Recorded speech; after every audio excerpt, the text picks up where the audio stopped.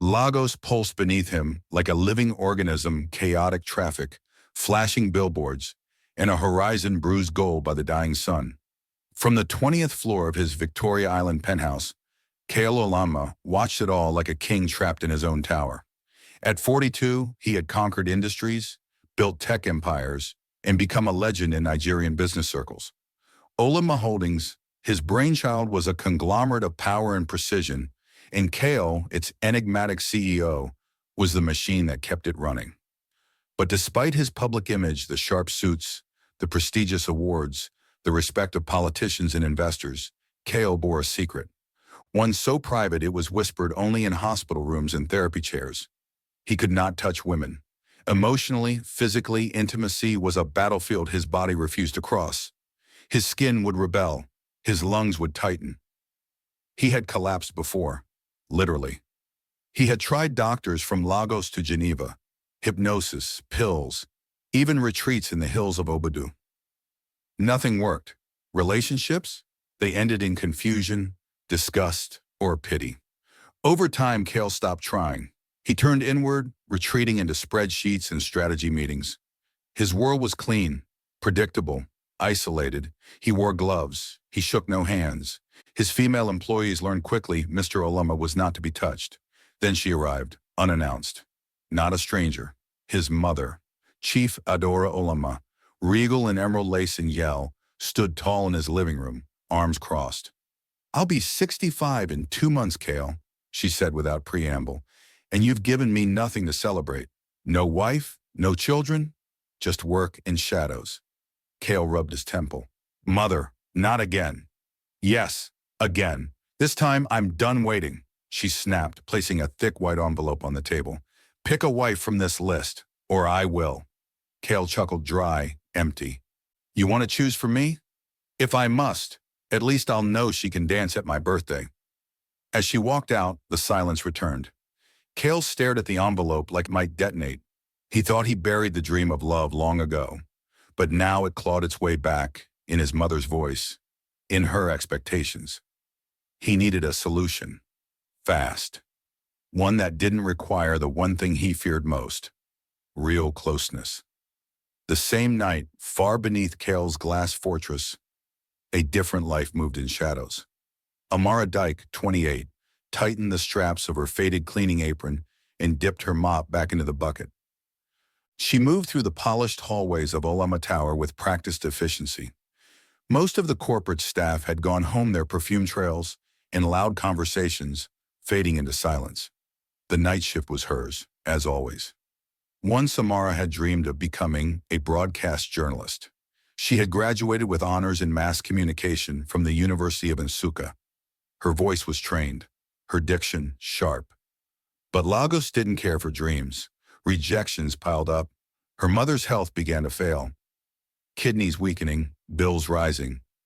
Eventually, dreams gave way to survival. Now she cleaned floors in the same building where board meetings decided Nigeria's tech future. A text buzzed in her pocket. Her neighbor. "Auntie Amara, your mama dey cough bad. Say make hospital wait till Friday again." She typed quickly. "I'll find the money. Please stay with her." She had 23,000 naira saved.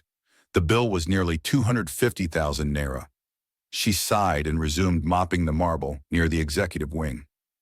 Her back ached, her spirit heavier, but the floors still had to shine. That's when it happened. The elevator pinged. Kale stepped out, distracted by his thoughts. His polished shoe hit a wet patch she hadn't seen. His body tilted, then contact. She caught him. Her hand gripped his arm, skin to skin. Time slowed. She looked into his face, shocked. He stared at her, even more stunned. But his body had stayed calm. No hives, no choking, nothing. Just warmth. Real human warmth. Amara quickly pulled away, embarrassed. "I'm so sorry, sir," she said, retreating with her mop. Kale stood frozen, staring at his arm. Still nothing. He whispered to himself, "Who the hell is she?" Kale didn't sleep that night. Instead, he replayed the moment, her eyes, her hands, that impossible calm. He pulled up building security footage and watched it again. And again. She touched him. Nothing happened. That had never happened. Ever. By morning, he summoned Lanre Afolabi, his fiercely loyal personal assistant. Find out who she is, Kale said, voice low. The cleaner from last night, quietly. Lanra blinked, then nodded. 24 hours later, he returned with a thin file. Her name is Amara Dyke, age 28, mass comm graduate, top of her class, worked odd jobs, took this cleaning role to pay her mother's hospital bills. No red flags, no drama, just honest desperation. Kale read every word. She was sharp, grounded, invisible to the world, yet unforgettable to him. That same day, he scrapped his mother's envelope of acceptable brides and told Lanra to prepare a casting. Elegant women, smart, good actors, no social media noise. Lanre raised a brow. For the fake girlfriend plan? Yes, but add her name, Amara Dyke. Invite her. Lanra looked puzzled but obeyed. The day of the casting, women came in graceful, prepared, charming. Kale interviewed each, emotionless. Then Amara walked in, holding a CV, clearly not knowing what the audition was for. Good afternoon. I thought this was a media assistant role. Kale stared, then stood. Please, sit. She had no idea the real audition had already ended. No, and she had already won. When he told her the truth that he wanted to hire her to play his girlfriend, Amara nearly choked. A pretend relationship? For 400,000 naira a month? She asked. Yes, 1 month only. My mother's birthday is the deadline. She stared at him, both disgusted and intrigued. Why me? Kale hesitated. Because you're the only woman who's touched me, and I didn't fall apart. She blinked. Excuse me? I have a condition. A reaction. Physical contact triggers panic attacks. Always has. Except with you. Amara crossed her arms. So you want to turn me into your lab experiment? No, just your co-star, he said. Fake affection. Public appearances. And when the month ends, you walk away. She rose. And if I say no, then you'll never see me again, he said softly. And your mother might not get her surgery. She froze. That night, she sat beside her mother in their dimly lit Agege apartment.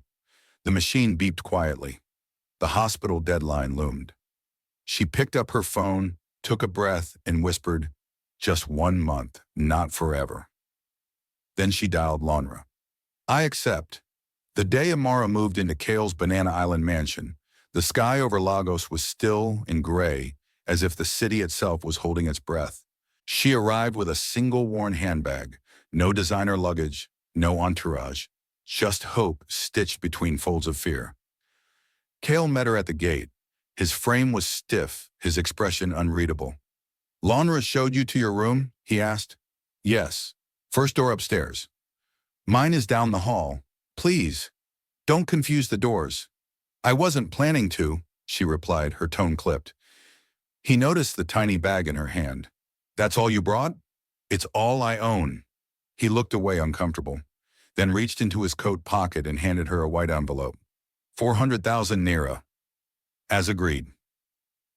Amara opened it just enough to see the cash. Her fingers trembled. Thank you, she whispered, eyes moist. She disappeared into her room, pulled out her phone, and dialed the hospital. The deposit is confirmed, the nurse said. Your mother's surgery is scheduled for Thursday. She hung up and sat on the edge of the luxury bed, tears spilling down her cheeks in silence. For the first time in months, hope felt real. That night, the mansion was quiet but heavy with rules. Kale kept his distance. When she passed him a spoon at dinner, he used a napkin to take it. Amara didn't flinch. She saw the fear behind the gesture. Not malice, it wasn't about her. It never had been. And yet, she began changing the house. She cooked. She rearranged dusty throw pillows. She spoke gently to staff who were used to silence. Within days, the mansion didn't feel like a museum. It felt lived in. Kale noticed. He didn't say it, but he noticed. Kale's mother, Chief Adora Olama, was the kind of woman who could command an entire room with her silence. Her 65th birthday celebration was a Lagos event that even senators RSVP'd for. The estate in Ikoyi buzzed with caterers, dancers, a brass band, and a guest list that read like a Fortune 500 dream. Kale arrived in traditional egg butter, cream and gold. His cap was sharp. His discomfort was sharper. Beside him stood Amara in a borrowed gown of deep violet lace. Her hair was braided neatly. Her face bore only light powder and lip gloss. But her posture was confident, her steps graceful. Every head turned. Some whispered. Who was she? When Adaora spotted her son, she beamed, then saw Amara. Her eyes narrowed not in suspicion, but scrutiny. "And who is this lovely flower?" she asked. Amara bowed. "Good evening, Ma. My name is Amara. I'm honored to meet you." Adaora cupped her chin gently. "You're beautiful and polite, but are you strong?" Amara blinked. "Strong, Ma? To be my son's woman, you must be steel-wrapped in silk." Amara smiled. "Then I'll learn to be both." Adaora laughed, genuinely pleased. But then came the bombshell. "Kale," she said loudly, "why is she still in her own room? Move her into yours." Kale stiffened. "Mom, no excuses. This is Lagos. Appearances matter. And after the party, you two should start planning a wedding." Amara froze. Kale coughed. "Let's not rush. I want an engagement by next month," Adaora declared, loud enough for the clapping guests. Later, under the garden lights, Amara pulled Kale aside. "This wasn't part of the plan." "I know. You said 1 month, no confusion. No emotions. No surprises," she finished. They stared at each other, both silent, both already breaking their own rules. 2 weeks later, Kale and Amara stood in front of a flower-covered backdrop in an upscale Ikoyi photography studio. They were taking pre-engagement photos for Adora, for Lagos, for the contract. Amara wore a powder blue gown that hugged her waist and floated like mist. Kale wore a fitted ashik bata, simple but powerful. The photographer was energetic. "Mr. Olama, place your hand on her waist." Kale hesitated. Amara whispered, "It's okay." He did. No reaction. "Now look into her eyes." They did. Something stirred. "Now, a gentle kiss on the forehead." Kale leaned in, kissed her. Still no rash, still no panic. "One more," the photographer said. "A soft kiss on the lips." Amara blinked. "That wasn't part of—" Kale whispered, "I'll be quick." He kissed her. Light, barely there, but electric. And this time it wasn't for the camera. It was real. They pulled back, stunned. The photographer had already turned away. No one noticed. But they did. The next day they didn't talk about it. They returned to routines, but the silence between them was no longer neutral. It was charged. And neither one could admit that the rules were slowly shattering, when the calm didn't last. Kendra Edu, Kale's ex from years ago, appeared at the mansion unannounced, heels clicking across marble floors like warning bells. She was everything Amara wasn't: tall, sleek, polished, and deeply aware of her own power. Kale looked stunned. "Kendra," she smiled. "Heard your mother's party was a success. Thought I'd stop by." Amara entered with a tray of tea, paused at the scene. Kendra's eyes scanned her. "And you are?" "Amara." "Nice," Kendra said with a syrupy voice. "I'm family, practically raised with Kale." She stayed for dinner. She laughed with Adora. She told stories from the past, highlighting her closeness with Kale. Amara said nothing, but something tightened in her chest. The next morning, Kendra returned again, this time in silk and designer perfume. She dropped her bomb at breakfast. "Kale and I were engaged once," she said, sipping her juice. "I just want to be sure this new thing is real." Silence fell. Amara stood, excused herself, and walked away fast. She didn't cry. She just scrubbed the dishes harder than usual. The photo from the engagement shoot leaked. One kiss, one frame. It spread like wildfire. Chad's fake fiancé trended on Twitter. Blogs ran wild. CEO Kayla Lama's girlfriend is a hired actress. Cleaner to queen? Meet the woman behind the scheme. Amara saw it on her phone in the hallway. Her hands trembled. She packed her bag. She didn't ask for her second payment. She didn't leave a note. She just left. Lonray burst into Kale's office. "Sir, she's gone." Kale stood slowly. "What?" "She walked out because of the article. And I'm sorry, sir." Kendra leaked the photo. Kale's jaw clenched. He walked into the sitting room where Kendra sipped tea like royalty. "You leaked the photo." She smirked. "It wasn't personal. I did it because I love you." "You don't know what love is," Kale said. "You only know control." He turned, left the room, and called Lonra. "Get me her address. Amara's." That night, Kale drove into Agege for the first time in his life. The air was thick, the buildings worn, generators hummed. He found her apartment. She stood by her mother's bedside, fanning her with folded cardboard. When she saw him, she flinched. "What are you doing here?" "To fix what I broke. You let them call me fake. I let myself believe I didn't need you. You said it was just a performance." Kale's voice cracked. "It stopped being one the day you caught me." She stared. "I don't have a speech. I just know I'm not afraid anymore. Because of you." Silence. Then slowly, she walked to him and hugged him. No gloves, no fear, just truth. The internet exploded the next day. A viral video, billionaire CEO Kayla Lama confessing love to a cleaner in Agege. No PR team, no security, just raw, undeniable emotion. She healed me. Real love in Lagos. Madame Adora called Amara 2 hours later. "Come home, come meet your destiny." 2 months later, they wed in a small garden ceremony behind the Banana Island mansion. No press, no glitter, just real people, real vows, and real peace. Ariana wore lace. Kale wore calm. They exchanged promises not about perfection, but about showing up, even broken. 3 months later, the mansion pulsed with life. Amara launched a women's initiative in Suralera, the Hope Center, where cleaners became professionals and women were seen again. One quiet Sunday, she walked into the kitchen and placed a stick on the counter. Kale picked it up, 2 lines. He stared at her. Then laughter burst from his chest.